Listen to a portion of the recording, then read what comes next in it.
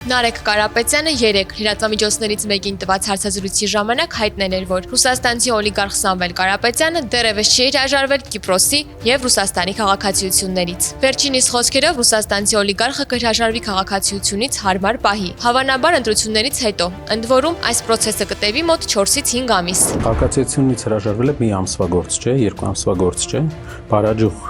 ձեր ասած ելքի դեպքում 10 օրվա ընթացքում անհնար է արագ հրաժարվել քաղաքացիությունից, դա պետք է սկսես շուտ, process-ը երկար է տևում։ Այսինքն մի 4-5 ամիս տևում է մինչև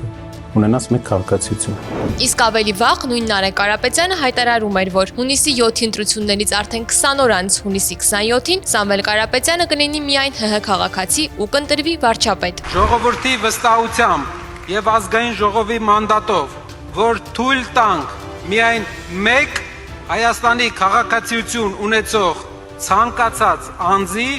դառնալ Հայաստանի վարչապետ։ Այդ ժամանակ Սամվել Կարապետյանը կլինի միայն Հայաստանի Հանրապետության քաղաքացի։ Այնինչ պարզվում է, ռուսաստանցի օլիգարխը չի հրաժարվել օտարերկրյա քաղաքացիություններից, իսկ երբ հրաժարվի, դա կտևի 4-ից 5 ամիս։ Եթե անգամ ռուսաստանցի օլիգարխի կուսակցությունը ձայներ հավաքի, ոչ հունիսին, ոչ հուլիսին, ոչ օգոստոսին ու ոչ էլ սեպտեմբերին, նա չի կարող լինել ՀՀ վարչապետ։